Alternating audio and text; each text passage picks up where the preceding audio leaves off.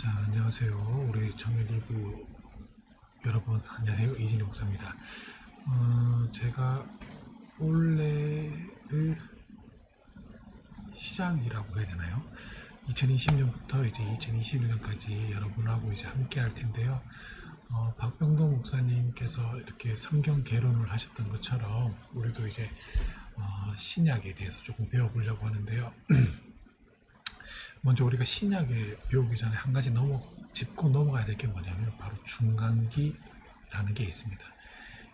구약하고 신약 사이에 중간기라는 게 있는데요. 이 중간기는 성경에는 잘 나오지 않습니다. 그래서 어디에 나오냐면 외경이라는 자료에 보면 나오는데요. 대표적인 게 마카베오 상하 여기 보면 되고요. 이 마카베오 상하는 어디서 구할 수 있느냐? 가톨릭 성경에 보면 마카베오 상하를 볼 수가 있습니다. 자, 이제 신구약 중간 시대의 개요를 좀 보면요.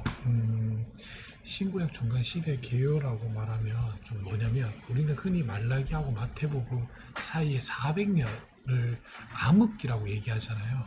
엄밀하게 말하면 이건 암흑기가 아닙니다. 다만 선지자가 없었다라고 우리가 그렇게 이야기할 뿐이지 전체적인 시각으로 봐서는 하나님의 역사가 끝났다라고 이야기가 하기가 어려워요. 또 암흑기라고 이야기하기도 어렵다는 겁니다. 왜냐하면 우리는 구약 성경에서 말라기를 마지막으로 보잖아요. 근데 유대인들이 가지고 있는 성경에서는 말라기를 그 구약의 끝으로 보고 있지 않습니다. 유대인들이 가지고 있는 이 히브리어로 된 그 성경을 보면 어디가 구약의 끝이냐면 역대하에서 그 성경이 끝이 나요. 왜 역대하에서 왜 끝이 나냐면 조금 이야기하면 조금 좀 길어질 수도 있지만 간략하게 얘기하자면 역대하가 포로에서 돌아와서 이제 에스라 학자를 통해서 이제 쓴 거거든요. 역사를 다시. 그러니까 이제 포로에서 돌아왔을 때에 이제 썼을 때 무슨 기준으로 썼을까요? 열왕기 상하나 역대하 상하를 보면 조금씩 다른 점이 있습니다. 뭐냐면 열왕기에서 예를 들면 다윗 왕이 우리아의 아내 밧세바에게 범죄하는 그런 장면들이 이 역대하에는 빠져요. 왜 빠지냐면 좋은 이야기만 하는 거죠. 이제 희망적인 메시지만 주는 겁니다. 그래서 유대인들이 보는 성경은 말라기가 끝이 아니라 역대하가 끝입니다. 그리고 이제 우리가 보는 성경에서는 왜 말라기가 끝이냐면 LXX 다른 말로 하면 70인 성경이 그렇게 하고 있기 때문에 그렇습니다. 이 70인 성경은 제가 뒤에 가서 좀 이따 얘기할 텐데 어쨌든 우리가 보는 시각에서 말라기와하고 마태복음 사이에 400년 동안의 기간을 이 중간 시대라고 이야기를 한다라는 겁니다. 자, 그리고 이제 이 400년 시간을 조금 살펴보면 721년이 북이스라엘이 아수르에 의해서 멸망되고 587년 남유다예요. 남유다가 멸망하게 되는데요. 바벨론에 포로 생활하게 됩니다. 자, 북이스라엘과 남유다가 이렇게 나뉘는데 북이스라엘이 먼저 망해요. 아수르라는 나라에. 그리고 남유다는 바벨론에 의해서 멸망하게 됩니다. 그런데 재밌는 건 뭐냐면 이 아수르라는 나라도 역시는 바벨론에 의해서 멸망되게 된다라는 겁니다. 자, 그러면 그 유대 역사 중에서 고레스라는 왕이 굉장히 중요한데요. 왜 중요하냐면 이 고레스 왕이 유대인들을 다시 예루살렘으로 돌려보내줍니다. 1차 기한이 538년 스룹바벨의 지도하에 1차적으로 돌아오게 되고요. 516년에는 이제 성전이 재건하게 되는데 다리오 제6년입니다. 스가랴서 6장에 보면 그 내용이 나와 있고요. 또 458년에 보면 에스라를 통해서 2차 기한이 오는데 이때는 예배를 회복하게 됩니다. 또 마지막으로 445년에는 느헤미야로 인해서 3차에 기한하게 되는데 이때는 성전을 재건하게 되죠. 자, 이제 정치적인 배경을 조금 살펴보면 6가지로 나눌 수가 있는데요. 바사, 헬라, 애굽, 시리아, 마카비, 로마 이렇게 6가지로 나눌 수가 있습니다. 자, 먼저 우리가 바사의 통치를 조금 보도록 할게요. 바사 통치는 주전 538년에서 332년인데요. 이 바벨론의 통치는 헬라 왕국의 왕이라고 불릴 수 있는 마지막 왕이라고 불릴 수 있는 이 알렉산더 대왕 때까지를 이야기합니다. 자, 근데 이 알렉산더 대왕이 다스리고 있을 때에 유대인들은 사마리아인들을 차별하기 시작하는데, 왜 차별하기 시작하냐면, 아까 전에 제가 북이스라엘과 남유다가 나뉘어졌을 때 이 북이스라엘이 누구에 의해 멸망됐냐면 아수르에 의해서 멸망됩니다. 자, 근데 이 아수르가 북이스라엘에게 혼혈 정책을 쓰기 시작합니다. 그래서 아수르와 이 사마리아 사람들이 결혼하게 돼서 이 사마리아인들이 만들어지기 시작하는 겁니다. 그러니까 유대인들의 입장에 봤을 때는 그들은 혼혈이라는 거예요. 유대인들은 포로 생활을 했을 때도 유대인들끼리만 결혼하지 타인들과 결혼하지 않았습니다. 자, 그렇게 해서 이 유대인들이 1차적으로 사마리아인들을 싫어하는 게 혼혈이라서 싫어하고요. 두 번째는 느헤미야가 예루살렘 성벽을 재건할 때 이 사마리아 사람들이 방해하게 되죠. 그래서 예수님 시대에 오면 이런 것 때문에 예수님 시대에 오면 이미 이제 유대인들이 사마리아를 지나가지 않는 그러한 게 온다라는 겁니다. 그래서 이 신구약을 좀 보면 재밌는 게 뭐냐면 이런 거예요. 구약에서 신약으로 바로 넘어갈 수는 없어요. 왜냐하면 예를 들면 그런 거예요. 여러분들 구약에서 부활이라는 게 몇 번 나올 거예요? 한 세네 번 이렇게밖에 안 나와요. 잘 안 나와요. 그런데 이상하게 구약에서 신약으로 딱 가면 있잖아요. 예수님이 이제 부활에 대해서 이야기하면서 기독교의 핵심 사상이 됩니다. 자, 그러면 구약의 부활 사상이 약해졌다가 신약 때 강력하게 쓰여지는데 이 중간에 무슨 일이 있었다는 겁니다. 저는 박사학위를 준비하고 있는 지금 석사를 했는데요. 제가 인지언어학으로 석사를 했는데 인지언어학이 뭐냐면 간단하더라고요. 인지언어학이라는 게 사람이 쓰는 고유한 언어가 있다는 거. 예를 들면 이런 거예요. 소방관은 무슨 일을 합니까? 라고 물으면 모든 사람, 대한민국 사람 모든 사람들은 소방관은 불을 끄는 사람들입니다. 이렇게 얘기합니다. 이 프레임이라는 것에 씌어져 있다는 것은 소방관이 불만 끄는 건 아니거든요. 여러 가지 하거든요. 또 예를 들어서 경찰관은 무엇을 하는 사람입니까? 라고 이야기하면 대부분 다 도둑 잡는 사람 이렇게 얘기합니다. 경찰관이 도둑만 잡는 건 아니거든요. 근데 우리나라에는 경찰관 가면 도둑 잡는 사람, 소방관 가면 불 끄는 사람 이렇게 프레임이라는 게 딱 씌어져 있다라는 겁니다.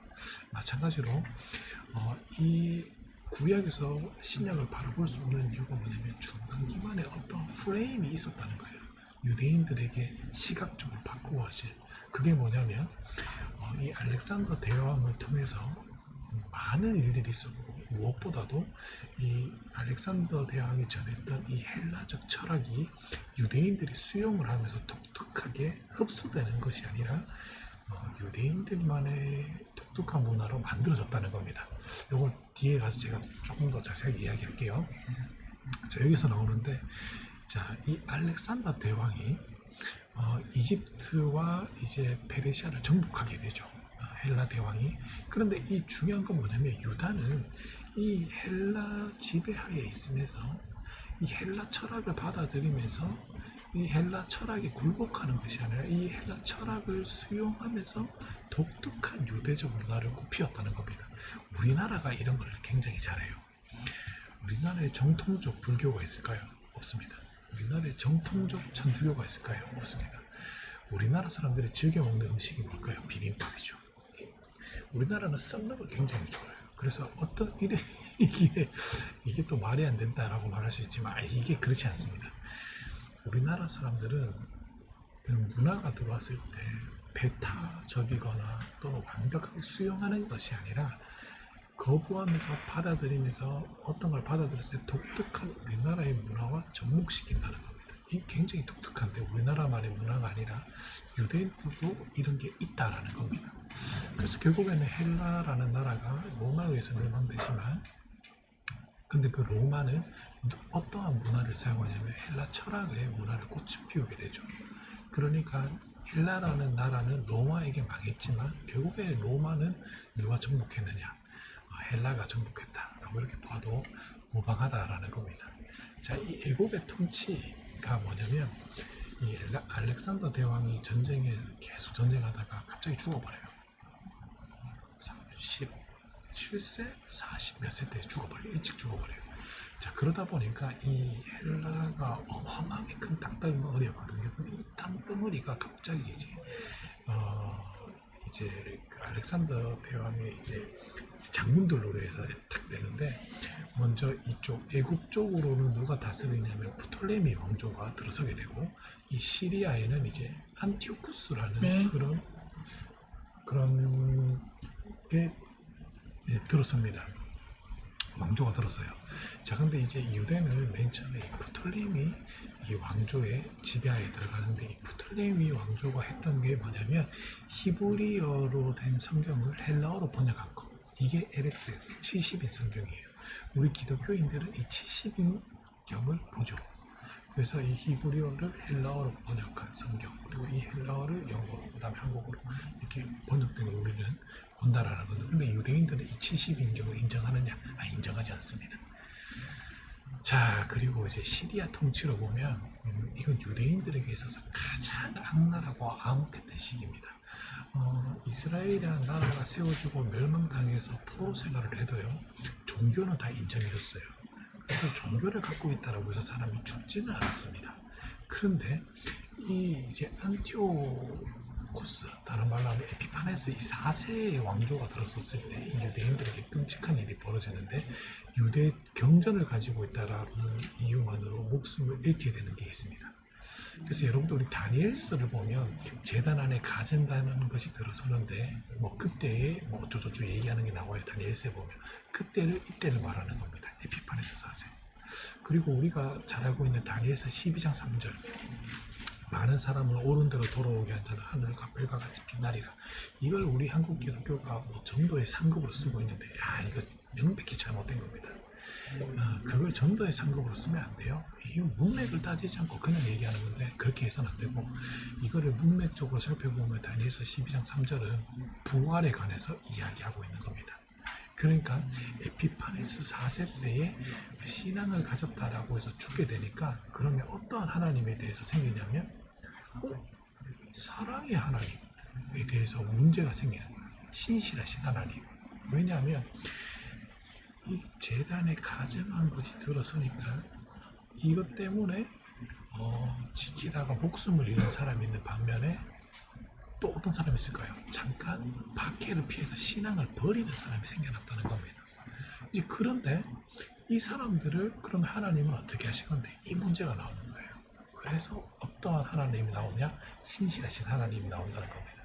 그래서 나오는 게 뭐냐면 부활이에요. 부활은 그냥 나오는 게 아닙니다. 담임 목사님이 오늘도 우리가 고린도전서 15장을 통해서 계속 부활에 대해서 얘기하는데, 이 부활의 배경이 바로 여기에 나오는 겁니다. 에피파네스 4세가 강력하게 통치하다 보니까 신앙을 지키다 죽는 사람이 나오는 거예요. 그러면 하나님은 신실한데, 그러면 신앙을 지키다가 죽은 사람에게는 어떤 혜택이 있어야 되잖아요. 그 혜택이 뭐냐? 바로 부활이라는 거죠. 그래서 육체적으로 다시 부활해서 나를 죽인 너희들을 다시 심판하는 거. 그래서 예수님이 부활하실 때 항상 뭐도 따라올까요? 심판도 따라온다는 게 이때 만들어진 겁니다. 뭐 나중에 제가 또 자세하게 이야기할 일이 있으면 제가 이야기할 텐데, 이렇게 되고요. 자, 그러면 이렇게 암흑한 시기를 지나가면 이제 무슨 시기가 있을까요? 그렇죠. 꽃이 피는 시기가 온다는 거죠. 그게 바로 이 마카비 통치 시기입니다. 에피파네스가 워낙 강력하게 이제 유대인들을 압박하기 시작하니까, 이제 마따디라는 제사장이 혁명을 일으키는데, 그의 아들 유다 마카비가 이를 성공시키죠. 전쟁이 싸워서 이깁니다. 그래서 성전이 회복되고 예배가 회복됩니다. 하지만 이 마카비가 시리아와 전투 중에 사망해서 그의 동생 요나단이 제사장 겸 지도자가 되는데, 이때 하스몬 왕조가 만들어진다는 겁니다. 근데 이 하스몬 왕조가 만들어지면서 어떤 일이 생기느냐? 쿰란 공동체가 생긴다는 겁니다. 이건 제가 또 나중에 얘기할 텐데, 어쨌든 배경이 이렇게 간다는 거예요. 그래서 마카비가 죽고 그의 동생 요나단이 지도자로 있고, 요나단이 죽자 그의 동생 시몬이 죽자 그의 아들 힐가누스, 그 다음에 이 힐가누스가 죽자 헤롯 대왕이 이제 유대를 다스리게 된다라는 겁니다. 자, 이제 헤롯에 대해서 나오는데, 자, 유다는 로마 왕국의 한 지방이 되는데요. 여러분들 율리우스 가이샤 얘기 들어봤죠? 자, 이 율리우스 가이샤가 누구냐면 로마의 옥타비우스 장군과 안토니라는 장군이 서로 대립하게 됩니다. 예, 이제 로마의 왕이 죽었기 때문에. 그래서 원래는 폼페이, 오타비우스, 그 다음에 그 안토니, 이렇게 안토니가 3명이 있었는데요. 이 폼페이 장군은 죽어버려서 이제 후계자 계승권을 놓고 이제 옥타비우스하고 이제 안토니가 싸우게 되는데, 결정적인 게 이게 안티움 해전에서 이제 결판나게 됩니다. 그런데 중요한 건 헤롯이 누구에게 이 정치 자금을 대냐면, 맨 처음에는 안티오에게 정치 자금이 돼요. 안토니에게. 왜? 안토니가 그때는 이집트랑 또 좀, 이집트에서 최고의 미인이 누구예요? 그 누굽니까?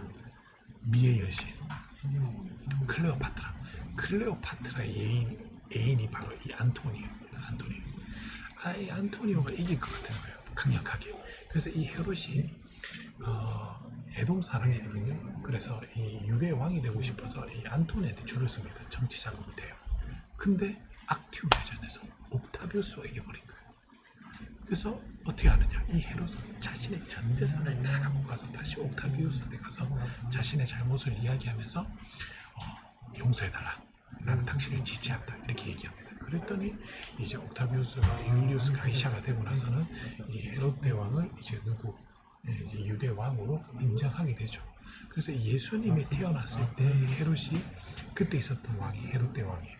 그러면 여러분들 생각해 보세요. 왜 예수님이 태어났을 때 예수님이 태어났을 때 왜 헤롯이 미친 듯이 2세 아들 다 죽여버렸는가? 자기가 이렇게 열심히 노력을 해서 왕이 됐는데 갑자기 동방박사 듣지도 못한 3명의 박사가 와가지고 유대인의 왕으로 나신 이가 어디 있는지 이렇게 물으니까 난리 난 거예요. 헤롯이. 다 역사적 배경이 있다라는 겁니다. 자, 그리고 이 중간기 동안 이제 생겨났던 게 이제 종교적 배경을 보면 바리새파, 사두개파, 이제 젤로데 열심당, 그다음에 이제 쿰란 공동체를 볼 수 있는데, 이 바리새파라는 건 뭐냐면 이 하시림이라고 말하는 경건한 사람들에서 떨어져 나온 겁니다. 그래서 분리주의자예요. 이 바리새파는 뭐냐면 율법을 준수해야 되고 모세오경을 가르쳐서 민중 종교로 불렸습니다. 민중하고 굉장히 친했어요.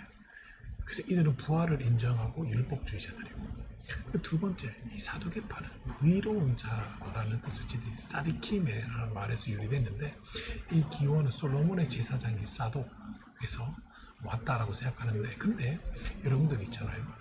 그 에피파네스가 이렇게 되고 또 로마의 지배를 받으면서 제사장의 계열이 끊어져 버려요. 그래서 어떻게 되냐면 돈 있는 사람들이 제사장의 직분을 사는 겁니다. 그래서 이 사람들은 친로마, 그러니까 우리나라로 치면 약간 친일파 같은 사람들, 바리새파는 약간 독립운동하는 그런 사람들이에요. 그래서 이 사두개파는 친로마적이기 때문에 부활을 부정하고 철학을 수용했기 때문에 부유한 귀족층으로 구성되어 있다는 겁니다. 자, 그리고 젤로딘.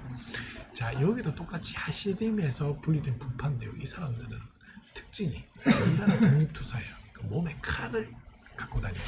예수님이 제자 중에 시몬이 아마 열심당이 아니었을까 추측해 봅니다. 왜냐하면 예수님이 잡히시던 날 밤에 이 종의 귀를 칼을 꺼내서 자르잖아요. 근데 그 시몬이 몸에 칼을 찌르면서 유도.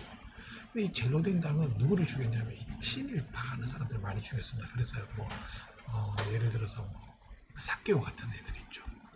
그런 애들 돈 막 하잖아요. 그런 애들 죽이고 그랬어요. 이 젤로당. 그 다음에 마지막으로 이제 에센파. 여기에서는 아마 특징적인 게 세례 요한이 여기서 왔지 않겠나 이렇게 추측을 해볼 수가 있습니다. 자, 우리 청년 2부 여러분들, 제가 빨리 말을 하고 간다고 해서 좀 잘 모를 수도 있는데 어쨌든 중요한 거는 요렇다는 거. 이렇다는 걸 잘 기억하시면 되고요. 제가 책 광고를 하나 하고 싶은데요. 무슨 책을 광고하고 싶냐면 이거예요. 이건데 보이나요? 안 보이죠? 아하, 이게 안 보이네.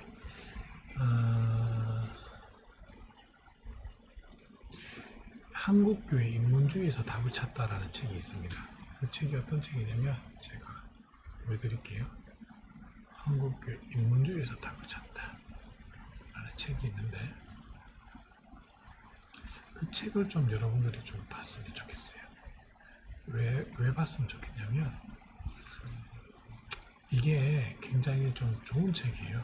여러분들 제가 항상 인문주의를 얘기하는 게 뭐냐면 여러분 철학을 모르면 성경을 제대로 볼 수가 없습니다. 그래서 그래요.